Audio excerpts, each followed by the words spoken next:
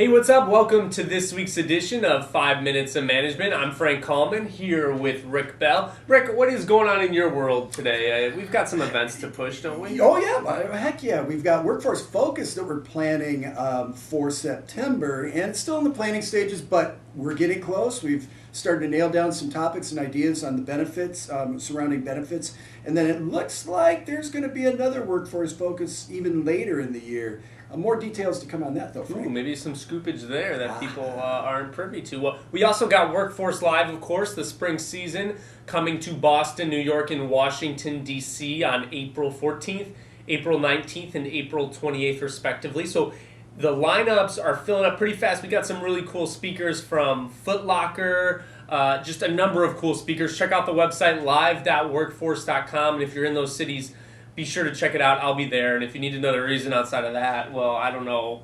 And free breakfast. That's why I would go. Well, I go for the breakfast, but then I go to see you. Yeah, unlimited bacon. Nice. I like that. All right. Well, what do we got in the news front? Well, Frank, we've talked a lot about opioids in the workplace and painkillers, and so it's nice to see the government taking a little bit of action here to address the problem. I mean, they've done it to an extent, but President Obama earlier this week unveiled a plan to put $1.1 billion into an initiative to help fight the opioid epidemic. And so it's about time and very much needed. And it has become an issue within the presidential campaign as well. So candidates are talking about this. They're not shying away from it. And it seems to be the one thing that they do tend to agree on.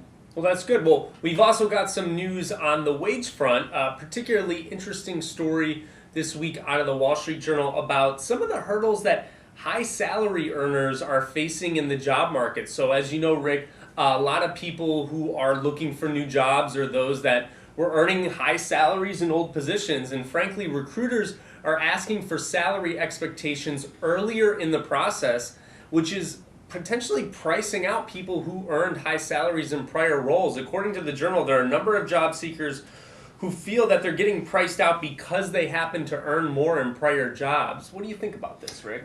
Well, honestly, if you can eliminate a candidate because you know they're not going to fit into the price range, then why go through the song and dance? I mean, maybe that person would take a smaller salary, but chances are they're looking to bump up their salary. Sure, and I think part of the problem is because these recruiters are asking for salary expectations so early in the process, it's hard for them to tell if those candidates would actually be willing to take a lower salary, which in many cases, if they've been, jobless for a while, they may be able, interested in doing that, but Right. they're not, they're getting cast off so early in the process that's not happening. And actually, an interesting little tidbit from this article is some economists think that the wage stagnation that we've been experiencing overall, wages only increased by about 2.5% last year.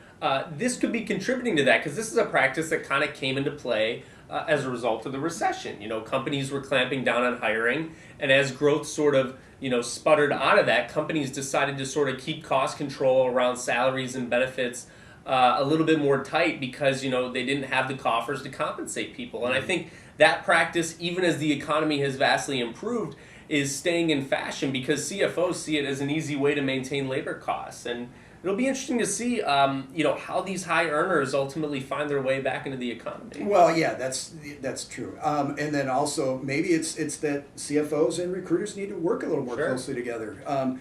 Because the CFO says, all right, here's your bottom line.